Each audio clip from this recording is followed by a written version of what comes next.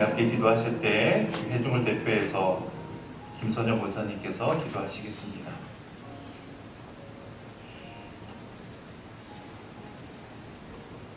우주 만물의 유일한 신, 삼위일체 하나님 아버지, 세상의 어떤 언어로도 하나님의 위대하심을 표현할 수 없습니다. 죄로 죽었던 우리를 예수 그리스도 보혈로 살려주시고 믿음을 선물로 받은 우리 범사에 복 주셔서 감사드립니다. 그럼에도 우리 안에는 감사와 또한 불평함이 함께 있습니다. 세상의 분주함으로 말씀 묵상과 기도의 자리를 인색하게 채웠음을 고백합니다. 우리들의 계획과 경험치를 자랑하며 하나님의 일하심을 잊을 때도 많았음을 회개합니다. 다시 주어진 말씀의 자리, 아브라함의 심정으로 예배하게 도와주시옵소서. 나라와 민족을 위해 기도합니다. 오직 정의를 물같이 공의를 마르지 않는 강같이 흘러 곳곳에 하나님께서 다스리심을 보게 하옵소서. 나라의 권력자들과 제도와 규칙을 제정하는 이들에게 지혜를 주시옵소서. 세상의 종노릇이 아닌 하나님의 질서가 기준된 정책들이 세워지게 하옵소서. 교회를 위해 기도합니다. 각자 성전된 우리들이 하나님과 더 깊은 교제의 시간을 가질 수 있도록 성령님 도와주시옵소서. 아멘. 교회 안과 밖에서 크고 작은 신음 앞에 낙심치 않고 오직 기도와 간구로 주님께 아뢰어 하나님을 사랑하며 이웃을 돌아보는 교회 되게 하옵소서. 권속들을 위해 기도합니다. 성모 형제를 비롯한 육신의 질고로 아파하는 모든 지체들, 회복의 몸짓과 나음의 발걸음이 더딘 것 같아도 묵묵히 재활을 견디고 불꽃 같은 성령님의 인재를 경험하여 이 여름이 가기 전에 일어서게 하옵소서. 또한 영적 공고함과 눌린 지체들에게 예수 그리스도의 보혈로 상쾌함을 입게 하여 주시옵소서. 하나님의 시간은 흘러가고 우리들의 안일한 시계도 동일하고 흘러가고 있는 이때에 세상이 주는 달콤함을 뒤로하고 100가지의 질문 앞에 오직 예수 그리스도를 외치는 하나님의 군대로 부름받은 CCC 청년들이 함께 예배합니다. 성령이 너희에게 임하시면 너희가 권능을 받고 땅끝까지 이르러 내 증인이 되리라. 이 말씀 의지하여 복음을 전해야 할 곳으로 떠납니다. 사람의 권면이 아닌 성령님의 간곤하시는 역사로 예수 그리스도의 흔적을 새기고자 이들은 복음의 증인으로 서 있습니다. 성령 하나님, 이들의 여정 위에 함께하여 주시옵소서. 세상 어떤 것보다 예수 그리스도를 사랑하며 다윗의 물맷돌로 골리앗을 넘어뜨리고 만나는 영혼에게 복음을 전하고 돌아오게 하옵소서. 아멘. 같은 기간 학생부 청년들의 수련의 일정도 하나님의 부르심을 경험하는 시간들 되게 하옵소서. 지역적으로 가뭄에 또 국지성 호우로 삶의 터전이 피해를 당해 근심과 복구에 허덕이는 이웃들에게 단비를 내려주시고 지치지 않고 복구와 도움의 손길을 허락하여 주시옵소서. 아멘. 새강릉 교회를 이끄시는 두 분의 목사님과 가족을 위해 기도합니다. 두 분 목사님과 가족들의 건강, 자녀들의 인생을 화평함으로 인도하여 주시옵소서. 이제 살아계신 하나님 말씀 앞에 있습니다. 우리의 영이 살찌는 시간 되기를 소망하며 우리 주 예수 그리스도의 이름으로 기도드립니다. 아멘.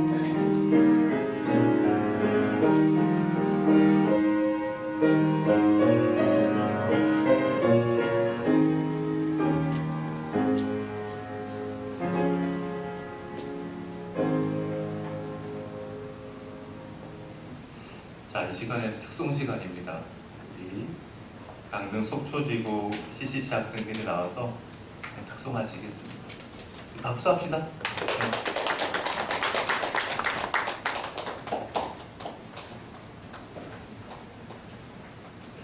지금 강릉 속초지구 CCC 학생들이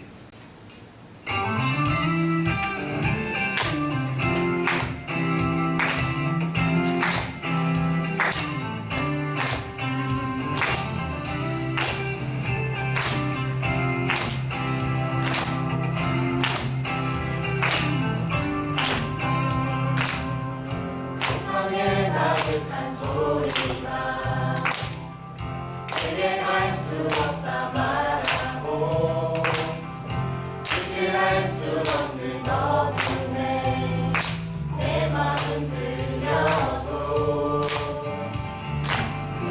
반복된 수많은 실수가 나를 주저하게 만들고 감당하지 못할 두려움이 내 맘을 덮어도 세상의 소리에 흔들리고 순종하며 가네 그에게 위해 내 마음 내 삶에 부르신 사랑 내 안에 머금고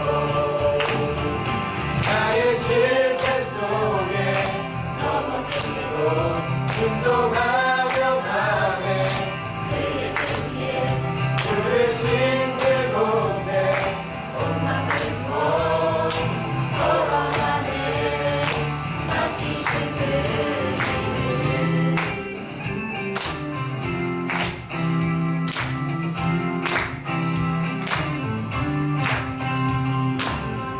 세상에 가득한 소리가 내게 갈 수 없나 말하고 끝을 알 수 없는 어둠에 내 마음 들려도 반복된 수많은 실수가 나를 주저하게 만들고 감당하지 못할 두려움이 내 맘을 덮어도 세상의 소리에 흔들려도 순종하며 가네 그에게 위해 내 마음 내 삶에 부르신 사랑 내 안에 머금고 나의 실패 속에 넘어지고 순종하며 가네 그에게 위해 부르신 그곳에 온 맘을 두어 걸어가네 맡기신 그 길.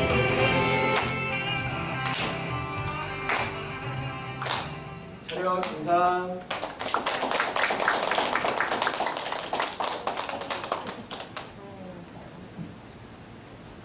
준호 과장님 또 하실 말씀 없으세요? 없습니까?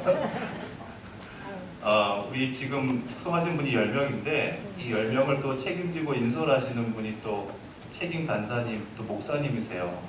박서희 목사님 한번 일어나 주세요. 우리 박수 한번 합시다. 네. 아무쪼록 잘 건강하게 우리 잘 다녀올 수 있도록 우리 함께 기도하시면 좋겠습니다.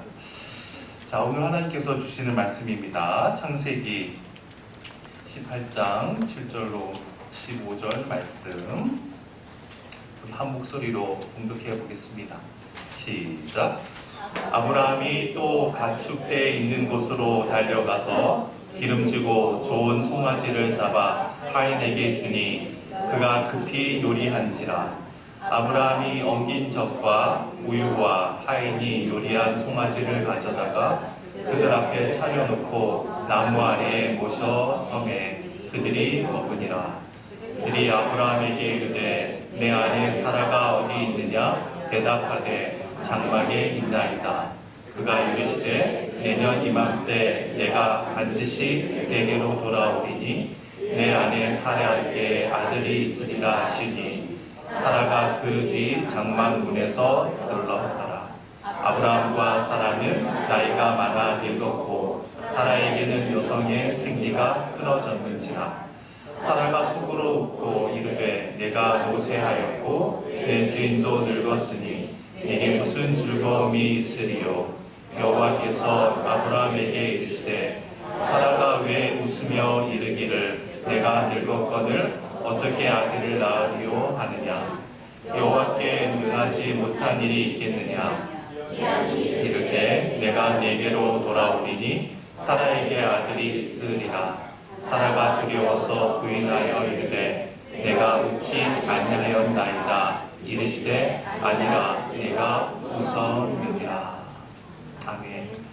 지난 시간 창세기 18장과 19장 도입부를 우리가 함께 보면서 사람의 모습으로 찾아오신 하나님과 하나님의 천사들을 아브라함과 롯이 어떻게 영접했는지를 살펴보았죠. 여러분, 지금 아브라함과 롯이 거하고 있는 곳이 어디입니까? 아브라함은 어디 있어요? 마므레 상수리 나무들이 있는 곳에 있잖아요. 마므레라고 하는 말은 그냥 고유 명사이기도 하면서 어떤 의미가 있다 그랬죠? 뜨겁다 또는 열렬하다라는 의미가 있다 그랬죠? 근데 마므레는 어디에 있어요? 헤브론에 있습니다. 헤브론의 뜻은 뭐예요? 교제의 자리. 즉 하나님과 뜨겁게 교제하는 믿음의 자리를 고수하고 있습니다.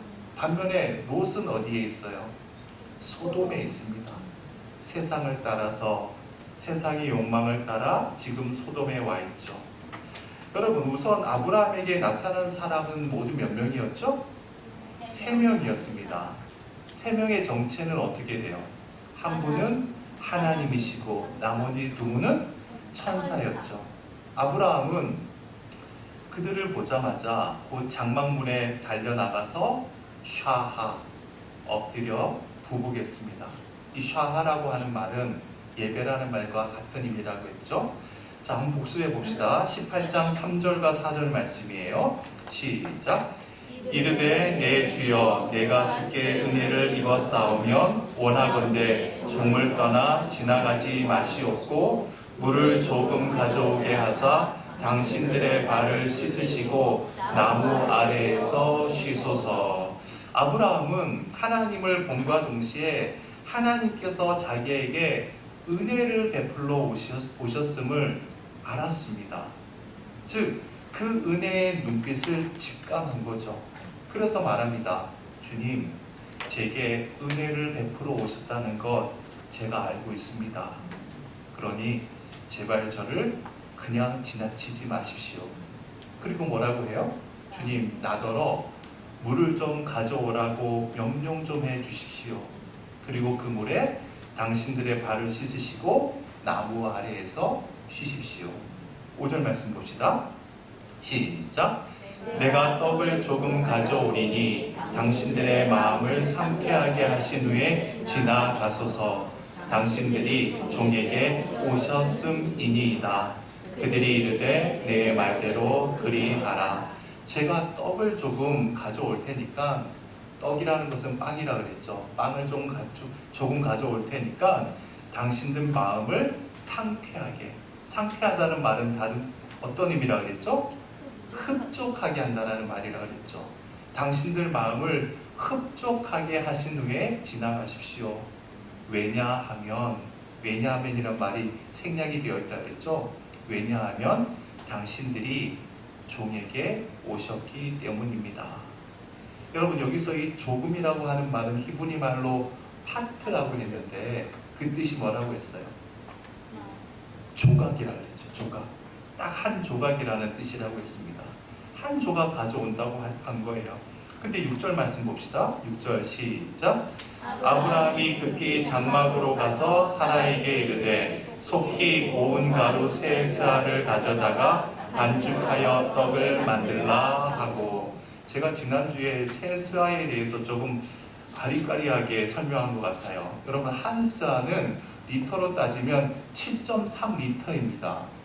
그러니까 세 스아는 정확하게 21.9리터가 되는 거예요. 생각해 보세요. 세 사람에게 대접하기에 세 스아는 엄청난 분량입니다. 분명히 5절에서 떡을 조금만, 파트만 가져온다고 했는데 실제로 가지고 온 것은 21.9리터나 되는 엄청난 양의 가루, 밀가루죠. 그것도 고운 가루, 즉 최상급의 밀가루로 음식을 준비하는 겁니다. 그런데 그것은 아브라함에게는 조금이었어요. 한 조각밖에 안 되는 겁니다. 주님께서 나에게 주신 것에 비하면 내가 드리는 것은 너무나 미약합니다.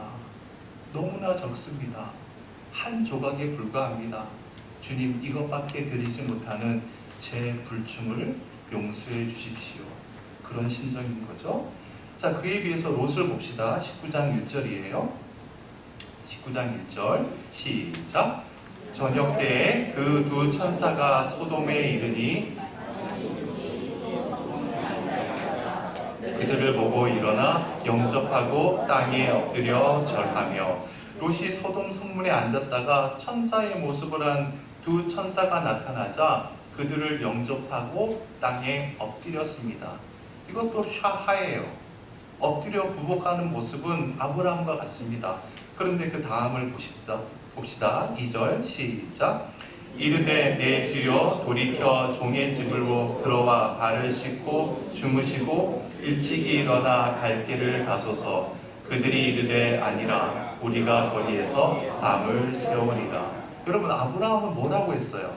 저에게 물을 가져오게 하사 당신들의 발을 씻으십시오 라고 했는데 롯은 물을 가져다 줄 생각조차 없어요. 자, 우리 집에 들어와서 발 닦으시고 그리고 주무시고 늦지막히 일어날 생각일랑 하지 마시고 일찍 일어나서 제 갈 길을 빨리 가십시오.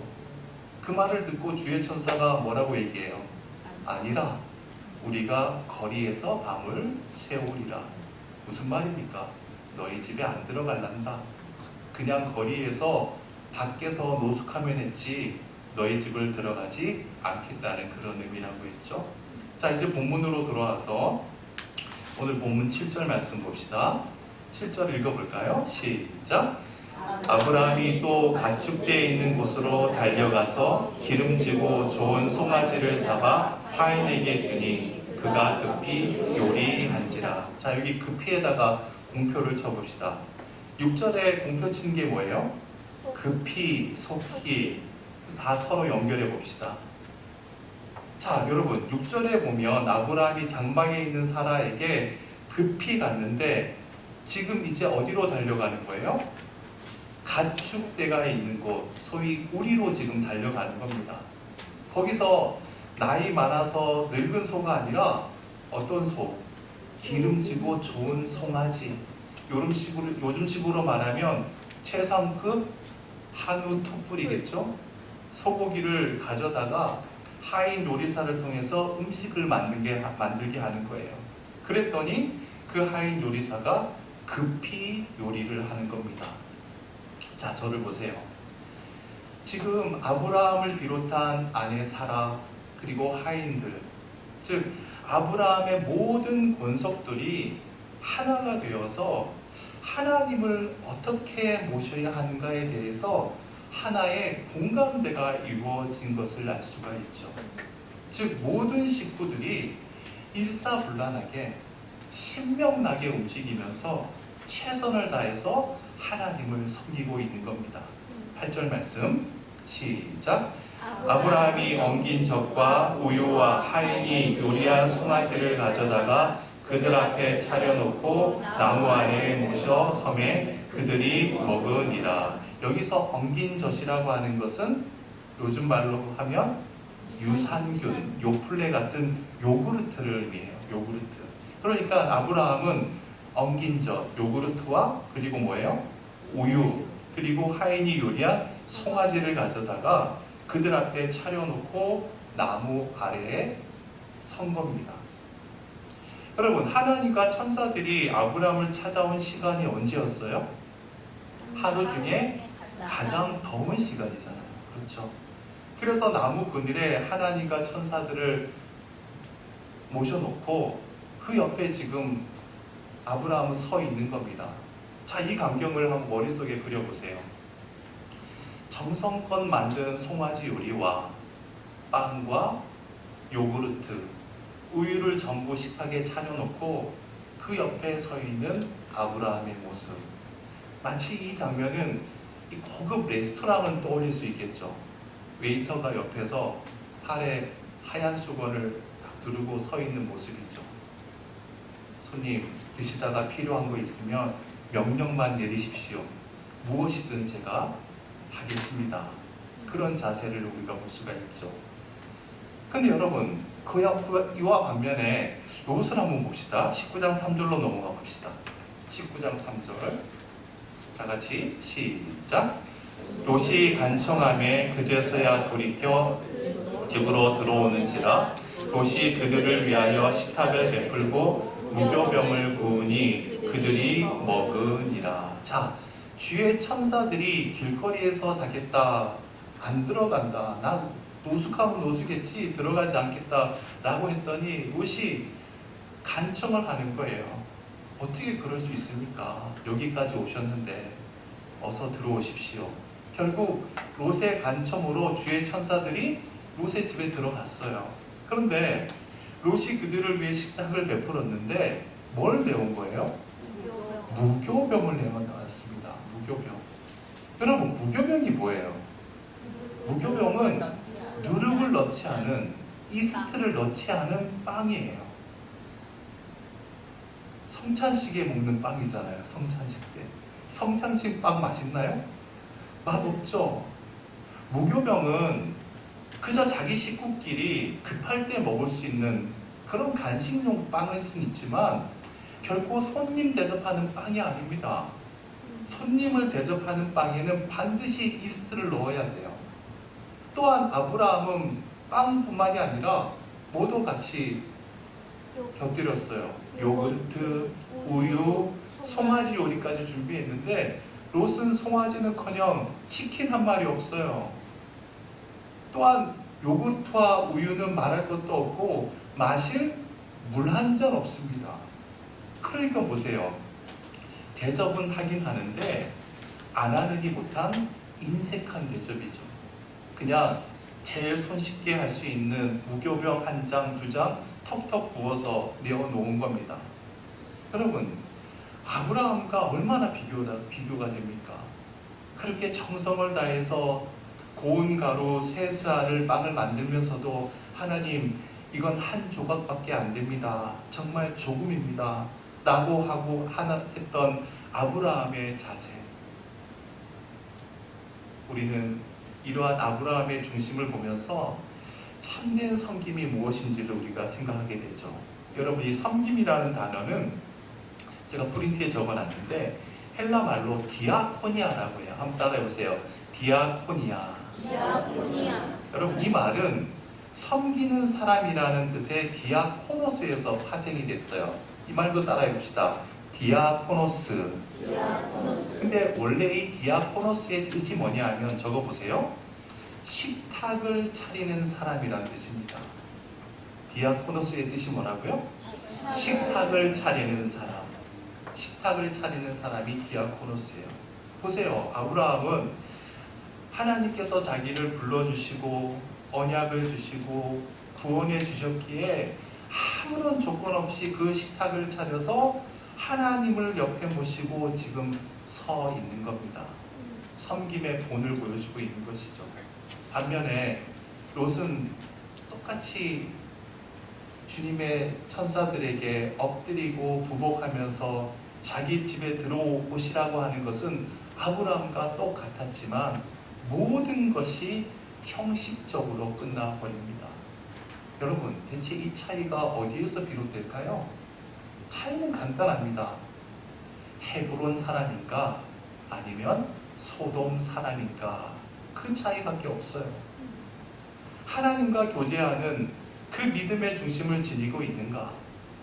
외형적으로는 하나님을 믿고 섬기는 것 같은데 마음속엔 세상의 소돔으로 가득 차 있는가? 그 차이밖에 없는 것이죠.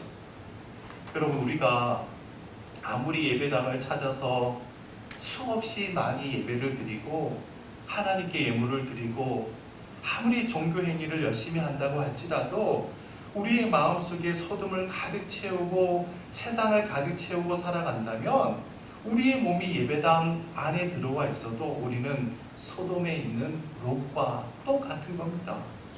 반면에 내가 하나님을 내 중심으로 섬기는 헤브론의 사람으로 내가 하나님과 바른 관계를 맺고 살아간다면 어떠한 상황에 있든 어느 곳에 있든 나는 헤브론 한가운데 있는 아브라함과 똑같은 것이죠.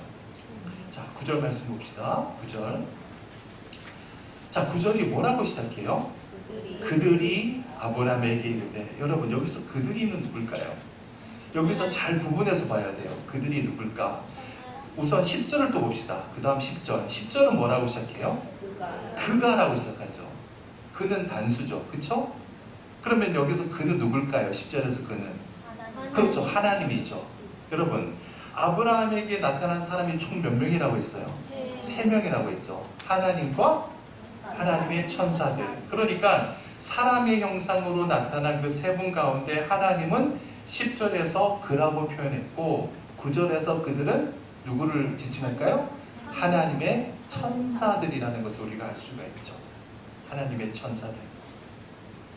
하나님의 천사들이 아브라함에게 말하는 겁니다. 9절 말씀 우리 다 같이 읽어볼까요? 시작. 그들이 아브라함에게 이르되 내 아내 사라가 어디 있느냐? 대답하되 장막에 있나이다. 여러분, 지금 하나님의 천사들이 아브라함의 아내 사라가 어디 있는지 몰라서 묻는 걸까요? 아니잖아요. 왜 모르시겠어요? 천사인데. 다 알면서 묻는 거죠. 즉, 지금부터 아브라함에게 하는 모든 이야기가 실은 사라에게 하는 이야기임을 처음부터 상기시켜주기 위함이죠. 10절 말씀 봅시다. 10절도 다 같이 읽어볼게요. 시작. 그가 이르시되 내년 이맘때 내가 반드시 내게로 돌아오리니 내 아내 사라에게 아들이 있으리라 하시니 사라가 그 뒤 장막문에서 들었더라. 여러분, 지금 사람의 모습으로 오신 하나님과 하나님의 천사들이 하나님의 대접을 받고 있는 그런 상황이잖아요. 아브라함은 여전히 그 식탁 옆에 서 있잖아요. 바로 그 아브라함의 뒤에 사라의 장막이 있는 겁니다. 아마도 사라는 지금 하나님이 오셨기 때문에 도대체 남편과 하나님이 무슨 대화를 하고 있는지 엄청나게 궁금했을 거예요. 이해를 돕기 위해서 한번 화면을 보세요. 화면을 보면 좀 도움이 되겠죠. 자, 아브라함과 하나님과 그 하나님 천사들이 지금 식사를 하고 있고 저기 장막에 누가 있어요? 사라가 있는 겁니다. 이걸 한번 연상해 보면 좋을 것 같아요. 사라는 여자이기 때문에 아마 남자들과 또 식탁에 함께 할 수는 없었겠죠. 그런데 궁금해서 장막 문에서 귀를 쫑긋 세우고 지금 듣고 있는 겁니다. 바로 그때 하나님께서 아브라함에게 말씀하고 있는 거예요. 내년 이맘때 내가 반드시 내게로 돌아오리니 내 아내 사라에게 아들이 있으리라. 여러분, 이 말씀은 17장 21절에서 하신 말씀과 정확히 일치하죠. 그렇죠? 읽어볼까요? 17장 21절 시작. 내 언약은 내가 내년 이 시기에 사라가 내게 낳을 이삭과 세우리라. 보세요. 하나님께서 아브라함에게 약속하신 내용과 지금 정확히 일치하는 말씀이에요. 그러니까 사라가 아들을 낳는다고 아브라함에게 이미 약속을 하셨는데 그 약속을 아브라함을 통해 사라에게 지금 다시 전해주고 있는 거죠. 지난번에도 제가 말씀드렸지만 부부는 한 몸이잖아요. 하나님께서는 부부를 따로 떼어내서 보지 않는다고 했어요. 한 몸으로 보시기 때문에 하나님의 약속은, 하나님의 말씀은 부부에게 동일할 수밖에 없는 것이죠. 11절 말씀 봅시다. 11절. 아브라함과 사라는 나이가 많아 늙었고. 여러분, 이때 아브라함의 나이가 몇 살이에요? 99세. 사라는 89세죠. 여기 보면 우리말로는 아브라함과 사라는 나이가 많아 늙었다라고 번역이 되어 있는데 히브리 말을 그대로 직역을 하면 이렇게 되어 있어요. 한번 적어보세요. 아브라함과 사라는 그 날들 안으로 들어가서 늙었다. 그 날들 안으로 들어가서 늙었다. 아브라함과 사라는 그 날들 안으로 들어가서 늙었다. 여러분, 매우 의미심장한 말이죠. 여러분, 세상을 살아가다 보면 우리가 걷는 날들이 다 같지 않습니다. 어린 유년 시절의 날들을 걸을 때가 있고 젊음의 날들을 걷는 때가 있고요. 중년의 날들을 걸어야 할 때가 있고 늙음의 날들을 걸어야 할 때가 있어요. 아브라함과 사라는 지금 어느 날들을 걷고 있는 거예요? 늙음의 날들을 걷고 있는 것이죠. 여러분 그렇습니다. 나는 지금 어떤 날들을 걷고 있는지가 중요해요. 그것을 인식하는 것이 중요합니다. 제가 올해 우리 나이로 53입니다. 저 개인적으로는 아직도 젊은 것 같지만 생각도 또렷하고 다 젊은 것 같은데 이제 저도 중년의 날들 안으로 들어왔어요. 분명한 것은 저도 언젠가는 늙음의 날들 속으로 들어가게 된다는 사실입니다. 그런데 제가 이것을 인식하지 못하고 10대, 20대처럼 살아간다면 제 인생이 하나님 안에서 어떻게 바르게 매듭 지을 수 있겠어요? 중년의 날들, 늙음의 날들로 들어가는 순간부터 자신의 그 날의 의미가 달라졌다는 것을 깨달을 때, 인식할 때 그 인생이 하나님 안에서 바르게 마무리될 수 있는 것이죠. 여러분 그렇습니다. 20대의 날들을 걷든 중년의 날들을 걷든 늙음의 날들을 걷든 어떤 날들을 걷든 한 가지 공통점이 있습니다. 그것은 하나님과 동행할 때만 그 날들의 의미가 허망하게 부서지지 않는다는 겁니다. 하나님께서 그 날들을 우리 모두에게 주셨기 때문에 하나님과 동행할 때에만 그 날들의 의미가 영원으로 건져 올려지는 것이죠. 계속 봅시다. 11절 사라에게는 여성의 생리가 끊어졌는지라. 히브리 원문에도 이 말이 어떻게 되어 있냐면 사라는 여성의 길에서 끊어졌다 예요. 어느 길에서? 여성의 길에서 끊어졌다. 여러분 이것도 굉장히 냉정하면서도 안타까운 표현이죠. 당시에는 여자가 아이를 잉태하는 것은 여자에게 가장 중요한 사명이었습니다. 따라서 여성의 길이라고 하는 것은 아기를 잉태하는 길로 여겨졌는데 사라는 아이를 낳지 못했기 때문에 여성의 길이 끊어졌다라고 지금 표현하고 있는 거예요. 12절 말씀 봅시다. 12절 사라가 속으로 웃고. 여러분 지금 사라는 어디에 있어요? 어디 있어요? 장막 쪽에 있어요. 공간적으로 하나님과 하나님의 천사들과 지금 대면하고 있지 않아요. 사라는. 그래서 사라는 혼자서 장막에 있기 때문에 겉으로 드러나게 웃은 것이 아니에요. 장막 안에서도 어떻게 웃었어요? 속으로 웃은 겁니다. 17장에서 아브라함도 이와 똑같은 행동을 했죠. 하나님께서 아들을 낳을 것이라고 이야기했을 때 어떤 반응을 보였습니까? 엎드린 채 어떻게 했어요? 웃었잖아요. 여러분 웃음이라고 하는 이 말이 히브리 말로 뭐예요? 이츠학이에요. 다 같이 이츠학. 네. 이츠학이라는 말이 뭐죠? 이름이? 이삭이에요. 이삭. 영어로는 아이작이죠. 여러분 보세요. 아브라함도 그렇고 사라도 그렇고 왜 웃은 거예요? 이것은 있을 수 없는 일이라는 거예요. 일종의 비웃음이죠. 그런데 하나님께서는 아들을 낳으면 이차 곧 웃음이라고 해라. 정말 너의 인생이 그 아들로 인해서 행복의 웃음을 짓게 할 것이다 라고 지금 말씀하고 있는 거예요. 여러분 생각해 보세요. 아브라함이 이제껏 99년을 살아오면서 자식이 없는데 무슨 신명나는 일이 있었겠습니까? 사라는 더하죠. 그래도 아브라함은 이스마엘이라도 낳았잖아요. 사라는 89년 동안 아이 못 낳는 여자라고 온갖 모멸감과 멸시를 조롱을 받으며 살아왔습니다. 즉 아브라함이나 사라나 신명나게 웃을 일이 없었던 거예요. 그런데 하나님께서는 웃음이라고 하는 이름 이츠학, 이삭을 주신다는 겁니다. 여러분 혹여라도 사라와 같은 웃지 못할 상황, 비웃을 수밖에 없는 형편으로 인해서 모든 것이 원망스럽고 힘든 일은 없습니까? 분명한 것은 우리 하나님께서는 비웃음을 웃음으로 바꾸시는 분이라는 거예요. 그 하나님을 바라보는 저와 여러분이 되시길 축원해 드립니다. 자, 보세요. 사라가 너를 통해 아들을 낳을 것이다 라고 했더니 사라가 웃었어요. 사라는 속으로 웃으면서 이렇게 생각했겠죠. 참, 하나님도 내 몸을 모르시네. 이미 생리도 끊어졌는데 그런 일이 어떻게 가능해? 어떻게 그런 말씀을 하시지? 하면서 웃었겠죠, 속으로. 12절 말씀 봅시다. 12절 다 같이 시작.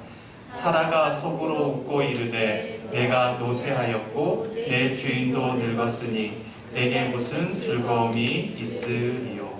나는 노쇠했고 내 주인도, 내 주인은 누구예요? 자기 남편이겠죠. 내 남편도 늙었는데 어떻게 나에게 해산의 즐거움, 아이를 낳는 기쁨이, 어떻게 나에게 그런 일이 있으리요.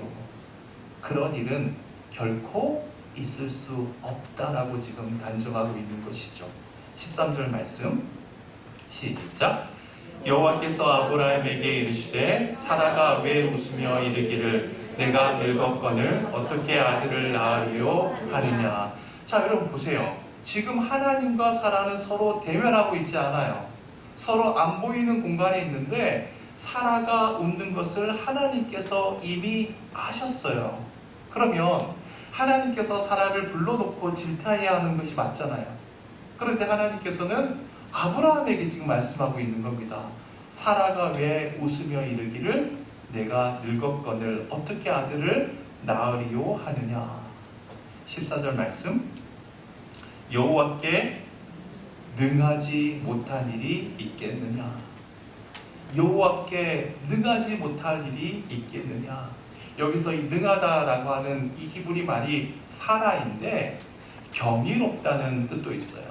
파라라는 말이 또 어떤 뜻이 있다고요? 경이롭다, 능하다, 경이롭다. 그러니까 이 문장 여호와께 능하지 못한 일이 있겠느냐, 이 말을 쉽게 번역하면 이런 말이에요. 나 여호와에게 어떤 일이 경이로울 수 있겠느냐. 나 여호와에게 어떤 일이 능치 못할 일일 수 있겠느냐. 생리가 끊어진 여자가 아이를 낳는다는 것이 나 여호와에게 어려운 일일 수 있겠느냐. 그 말이죠. 즉 하나님께는 어떠한 일도 경이로운 일, 능치 못할 일이 아니라는 것입니다. 왜? 우리 하나님은 어떤 분이세요? 엘 샤다이, 전능한 하나님, 충분한 하나님이세요. 그럴 만한 능력이 충분한 하나님이시라는 겁니다. 따라서 우리가 늘 경계해야 하는 것은 하나님을 내 생각의 울타리에 가두려고 해서는 안 된다는 것이죠. 14절 말씀 계속 봅시다. 기한이 이를 때 내가 내게로 돌아오리니 사라에게 아들이 있으리라. 여기서 기한이라고 하는 말은 10절에서 말한 내년 이맘때를 말하겠죠. 15절 말씀 다 같이 시작. 사라가 두려워서 부인하여 이르되 내가 웃지 아니하였나이다 이르시되 아니라 내가 웃었느니라. 여러분 지금 사라는 장막 안에서 아무도 모르게 혼자 속으로만 웃었는데 하나님께서는 다 아셨어요. 사라는 사악해서 사악한 마음으로 거짓말한 것이 아니죠. 두려움에 자기도 모르게 내가 웃지 않았습니다 라고 부인한 겁니다. 그랬더니 하나님께서 뭐라고 해요? 아니라 내가 웃었느니라. 근데 여기 잘 보세요. 그 전까지는 하나님께서 아브라함에게 사라를 3인칭으로 계속 이야기했어요. 사라는 3인칭이에요. 그런데 마지막에 가서 뭐라고 해요? 내가 웃었느니라. 2인칭으로 이야기합니다. 자, 그러면 아브라함에게 사라에 대해서 3인칭으로 이야기하신 모든 것도 결국 어떤 의미일까요? 사라야, 이건 내가 너에게 하는 이야기야. 그런 의미죠. 여러분, 왜 하나님께서는 장막 안에 있는 사라에게 아브라함을 통해서 이야기하시고 마지막에는 이 모든 것이 사라 너를 위한 말이라고 지금 말씀하고 있는 걸까요? 하나님은 시간과 공간을 초월하시는 그런 분이시라는 것을 가르쳐 주고 있는 겁니다. 사라야, 너는 지금 장막 안에 있으면서 내가 너를 못 본다고 생각하고 있지?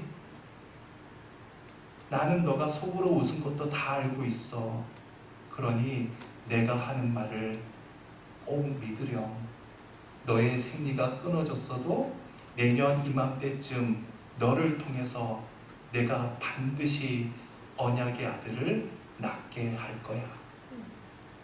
여러분, 그렇습니다. 하나님께서 아니야, 네가 웃었어 라고 말씀하시는 것은 왜 감히 하나님 앞에서 그렇게 거짓말하느냐라고 사라를 정죄하시려고 하는 것이 아닙니다.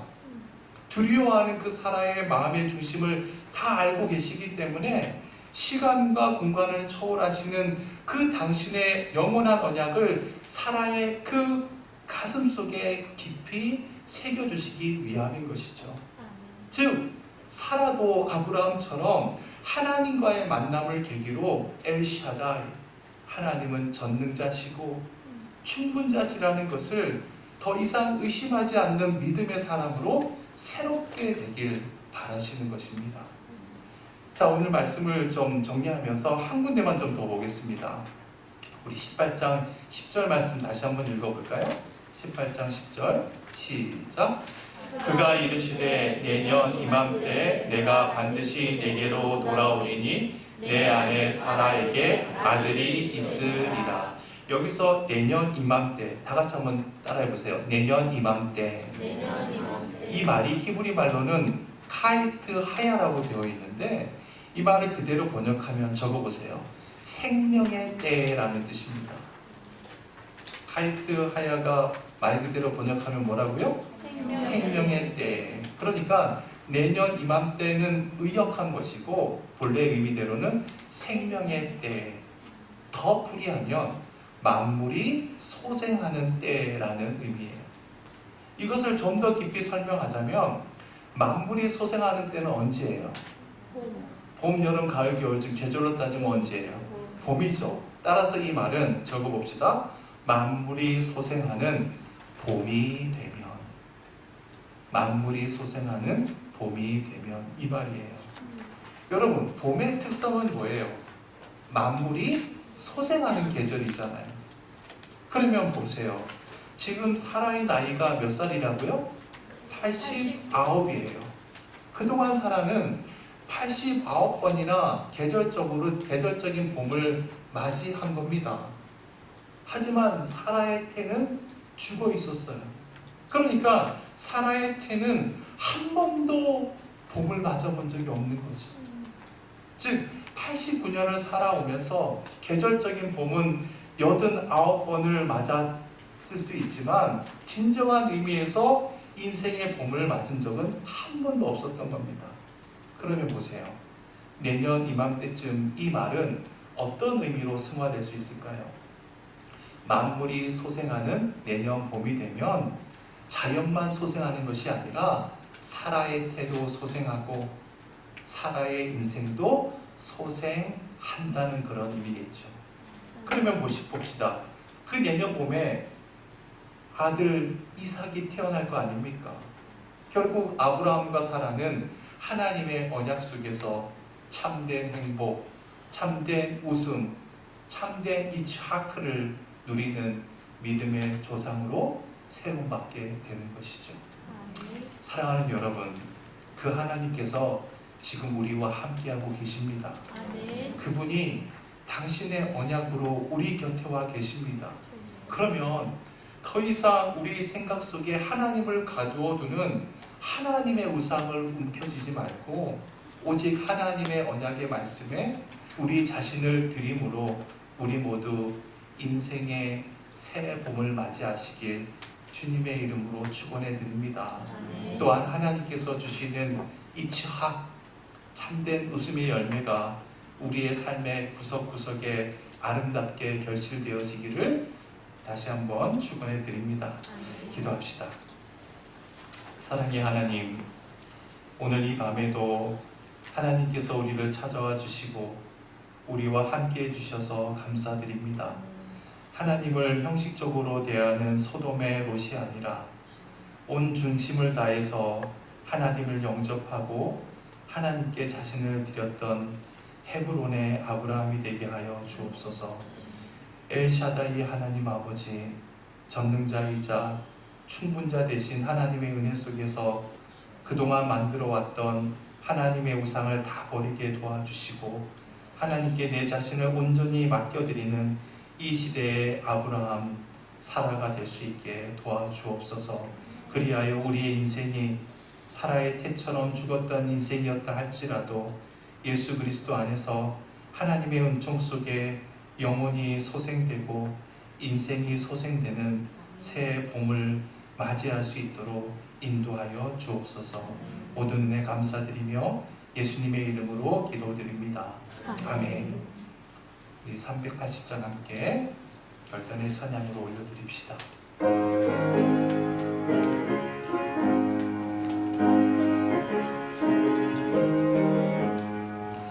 나의 생명 되신 주, 주님 앞에 나아갑니다. 주의 흘린 보혈로 정케 하사 받아주소서. 날마다 주를 찬송하겠네. 주의 사랑 줄로서 나를 굳게 자랑해소서. 외로운 세상 지낼 때 나를 인도하여 주소서. 주를 믿고 나가면 나의 길을 잃지 않겠네. 날마다 주를 찬송하겠네. 주의 사랑 줄로서 나를 굳게 자랑해소서. 세상 살아갈 때에 주를 더욱 사랑합니다. 밟고 인간 천국에 나의 영혼 들어가겠네. 날마다 주를 찬송하겠네. 주의 사랑 줄로서 나를 굳게 자랑해소서.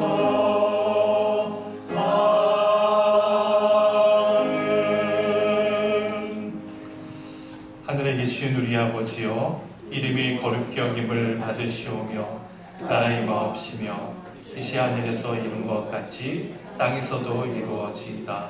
오늘날 우리에게 일용할 양식을 주옵시고 우리가 우리에게 죄 지은 자를 사하여 준 것 같이 우리 죄를 사하여 주옵시고 우리를 시험에 들게 하지 마옵시고 다만 악에서 구하옵소서.